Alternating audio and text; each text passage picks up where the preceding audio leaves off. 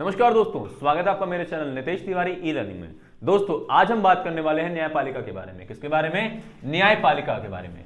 तो आज हम जानेंगे कि न्यायपालिका से क्या समझते हैं, न्यायपालिका से हमारा क्या अभिप्राय होता है। दूसरा हमारा प्रश्न रहेगा कि न्यायपालिका की स्वतंत्रता को मतलब फ्रीडम को हम किस प्रकार से बनाए रख सकते हैं। तीसरा हमारा जो प्रश्न रहेगा वो न्यायाधीश बनने की योग्यताएं रहेगा कि अगर आप भविष्य में न्यायाधीश बनना चाहते हैं उसके लिए आपके पास क्या योग्यताएं हो सकती हैं। चौथा हमारा जो प्रश्न रहेगा वो ये रहेगा कि न्यायाधीश की नियुक्ति में कौन कौन शामिल होते हैं, मतलब भारत में जो न्यायाधीश की नियुक्ति होती है उसमें कौन कौन शामिल होता है। और लास्ट में हमारा जो प्रश्न रहेगा, भारत में जो मुख्य न्यायाधीश होता है उसकी नियुक्ति जो राष्ट्रपति है किस धारा के अनुसार और किस अनुच्छेद के अनुसार करता है, हम इस पर भी चर्चा करने वाले हैं। तो सबसे पहला हमारा जो प्रश्न है, न्यायपालिका से आप क्या समझते हैं या न्यायपालिका से आपका क्या अभिप्राय है। तो दोस्तों इसका बहुत सिंपल आंसर है। सबसे पहले आप बताएंगे कि न्यायपालिका एक संस्था है। न्यायपालिका क्या है? एक संस्था है। और जो संस्था है ये क्या करती है? न्याय करती है। क्या करती है? न्याय करती है। और इसके अलावा आप एक चीज और ऐड कर सकते हैं इसमें कि जो न्यायपालिका है वो कानूनों की समीक्षा करती है। कानूनों की समीक्षा? हाँ जी, जो हमारा विधायिका मतलब संसद जो कानून बनाता है उन कानूनों की समीक्षा मतलब उसकी देखरेख कि भैया ये कानून सही है या नहीं है, जनता के लिए काम जो किया गया, जो कानून बनाया गया, कि जनता को फायदा देगा या नुकसान देगा, इसकी समीक्षा भी हमारा न्यायाधीश या न्यायपालिका हमारा करता है। अब देखिए यहां पर आप ये भी कह सकते हैं कि जो न्यायपालिका होती है वह सरकार का तीसरा सबसे महत्वपूर्ण अंग है। क्या है? तीसरा सबसे महत्वपूर्ण अंग है। दोस्तों मैं आपको बता दूं कि सरकार के 3 महत्वपूर्ण अंग होते हैं, विधायिका, कार्यपालिका, न्यायपालिका। कौन कौन से हैं? विधायिका, कार्यपालिका और न्यायपालिका। ये तीनों मिलकर के कहीं ना कहीं सरकार को पूर्ण करते हैं, पूरा करते हैं। अगला हमारा जो प्रश्न रहेगा वो न्यायपालिका की जो स्वतंत्रता है मतलब जो फ्रीडम है हम उसको कैसे बचाए रख सकते हैं, हम उसे कैसे सुनिश्चित कर सकते हैं। तो हमारे सामने 3 प्रश्न रहेंगे, 3 पॉइंट रहेंगे। पहला है विधायिका और कार्यपालिका। कौन कौन? विधायिका और कार्यपालिका। विधायिका मतलब संसद, कार्यपालिका मतलब सरकार किसी भी प्रकार से न्यायपालिका के कार्यों या फैसलों में दखल ना दे, हस्तक्षेप ना करे। मतलब न्यायपालिका जो भी काम कर रहा है, जो भी फैसले दे रहा है, सरकार का और संसद का उस पर कोई दखल ना रहे, हस्तक्षेप ना रहे। इसके अलावा देखिए सरकार का जो अंग होता है, अब देखिए सरकार में बहुत सारे आपके, सरकार जो होता है एक संस्था है अपने आप में, तो सरकार कहीं ना कहीं अपने लाभ के अनुसार न्यायपालिका के जो फैसले हैं उसको प्रभावित कर सकता है। तो यहां पे कहा गया है कि सरकार दूरी बना के रखे। किससे दूरी बना के रखे? न्यायपालिका से। इस प्रकार से हम न्यायपालिका की जो स्वतंत्रता है, फ्रीडम है, उसको बचाए रख सकते हैं। तीसरा हमारा पॉइंट रहेगा कि जो न्यायाधीश होता है, न्यायाधीश जो होता है हम उसको फ्री हैंड दे दें। फ्री हैंड मतलब इतनी स्वतंत्रता दे दें ताकि वो बिना किसी भय के, बिना किसी भेदभाव के एक स्वतंत्र और निष्पक्ष फैसला ले सके। यदि न्यायाधीश इस भय में रहेगा कि मैंने ऐसा कोई फैसला दे दिया जिससे मेरी नौकरी जा सकती है या मेरे भविष्य के लिए खतरा हो सकता है, तो वहां पर न्यायाधीश के जो द्वारा दिए गए फैसले हैं वो कहीं ना कहीं से प्रभावित रहेंगे और वो हो सकता है कि वो उचित ना हो, वो गलत हो सकते हैं।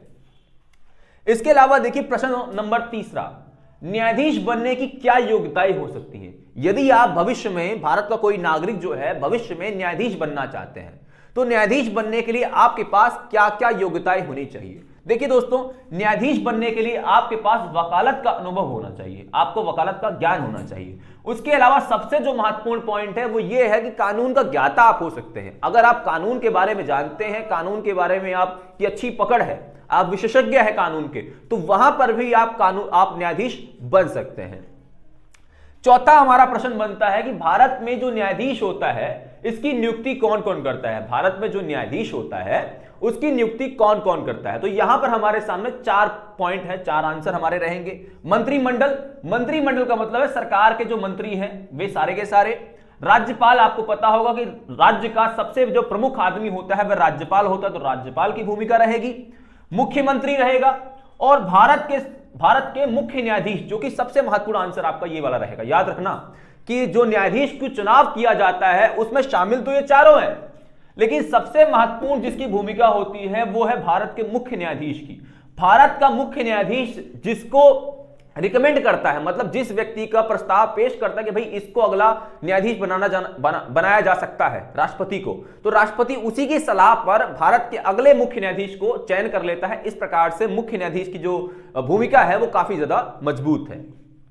लास्ट में देखिए, जो मुख्य न्यायाधीश होता है भारत का, राष्ट्रपति उसका जो चुनाव करता है वो किस धारा के द्वारा और किस अनुच्छेद के द्वारा करता है। तो यहां पर आपका आंसर रहेगा धारा 2 और अनुच्छेद 124 के अनुसार भारत के जो मुख्य न्यायाधीश है उसकी नियुक्ति कौन करता है? राष्ट्रपति करता है।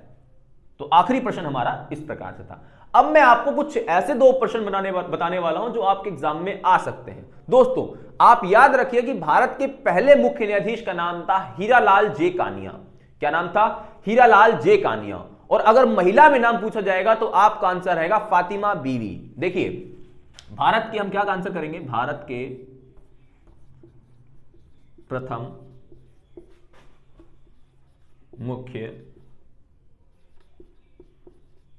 न्यायाधीश, ठीक है। अब हम क्या करेंगे, इसी के हम 2 प्रश्न बना लेंगे। यहां पे हम लिख देंगे पुरुष, तो पुरुष में आपका आंसर रहेगा हीरालाल जे कानिया। हीरालाल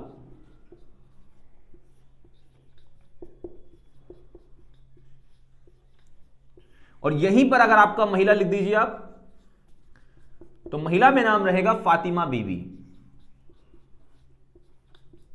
फातिमा बीवी, ठीक है।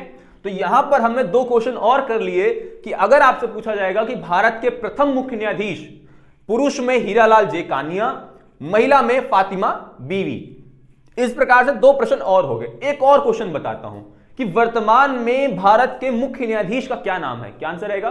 भारत के वर्तमान मुख्य न्यायाधीश का क्या नाम है? तो आपका आंसर रहेगा एन.वी. रमन्ना। क्या नाम रहेगा? एन.वी. रमन्ना। तो आप यहां लिख सकते हैं कि वर्तमान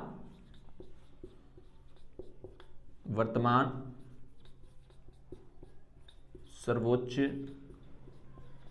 न्यायालय के न्यायाधीश, क्या आंसर रहेगा? न्यायाधीश। तो अब आप आंसर बता दीजिए। एन.वी. रमन्ना, क्या है? एन.वी. रमन्ना, क्या आंसर है? एन.वी. रमन्ना। अब देखिए एक बार दोबारा से सारे प्रश्न हम डिस्कस कर लेते हैं। पहला था न्यायपालिका से आप क्या समझते हैं? आप बताइएगा। न्यायपालिका एक संस्था है जो कानून को बनाती है, सरकार का एक अंग भी है, तीसरा सबसे महत्वपूर्ण अंग भी है, और हां कानूनों की समीक्षा भी करती है। दूसरा क्वेश्चन, न्यायपालिका की स्वतंत्रता को, मतलब फ्रीडम को आप कैसे बचाए रख सकते हैं? तो आपका आंसर रहेगा कि न्यायपालिका जो है उस विधायिका और कार्यपालिका उसके फैसलों पे, उसके कार्यों में दखल ना दे, हस्तक्षेप ना पहुंचाए कहीं किसी तरीके से। दूसरा हमने बात की थी कि सरकार का कोई भी जो अंग है, वो न्यायपालिका जो भी कार्य कर रहा है, जो भी फैसले दे रहा है, वहां पे सरकार की कोई भूमिका ना हो, सरकार किसी तरीके से उसके फैसलों को प्रभावित ना करे। और तीसरा हमने बात की थी कि जो न्यायाधीश होता है वो फ्री हैंड से, स्वतंत्र तरीके से, स्वतंत्र और निष्पक्ष फैसले ले सके, बिना किसी भय के, बिना किसी भेदभाव के। ये बात हमने कही थी। तीसरा हमारा प्रश्न था कि न्यायाधीश बनने के लिए आपके पास कौन सी योग्यताएं हो सकती हैं? तो हमने बताया था वकालत का अनुभव और कानून का ज्ञाता। आप कानून का विशेषज्ञ भी बोल सकते हैं। चौथा पॉइंट था न्यायाधीश बनने के, मतलब जो बनता है भारत का, उसमें कौन कौन शामिल होता है उसको बनाने में। तो यहां पे आपका आंसर रहेगा मंत्रिमंडल, राज्यपाल, मुख्यमंत्री और भारत के मुख्य न्यायाधीश, और इन्हीं की सलाह पर राष्ट्रपति नियुक्ति करता है न्यायाधीश की, ये याद रखिएगा। अब मुख्य न्यायाधीश की जो नियुक्ति है राष्ट्रपति किस धारा के अनुसार करता है या किस अनुच्छेद के अनुसार करता है? तो आपका आंसर रहेगा आपका धारा 2 और अनुच्छेद 124। लास्ट में हमने 3 क्वेश्चन और करे कि भारत के प्रथम न्यायाधीश, मुख्य न्यायाधीश कौन थे? तो आपका आंसर रहेगा हीरालाल जे कानिया, महिला में फातिमा बीवी। ये सर्वोच्च न्यायालय की मुख्य न्यायाधीश, आप याद रखिएगा, सर्वोच्च न्यायालय के न्यायाधीश है ये। और लास्ट में सर्वोच्च न्यायालय के जो वर्तमान न्यायाधीश है उनका नाम है एन.वी. रमन्ना। तो इस प्रकार से हमने सारे जो प्रश्न उसको डिस्कस कर लिया है। आशा करता हूं कि आपको समझ आ गया होगा। तो दोस्तों इसी प्रकार से आप मेरे वीडियोस को देखते रहें और लाइक, शेयर और सब्सक्राइब करना ना भूलें। Thank you very much. जय हिंद, जय भारत।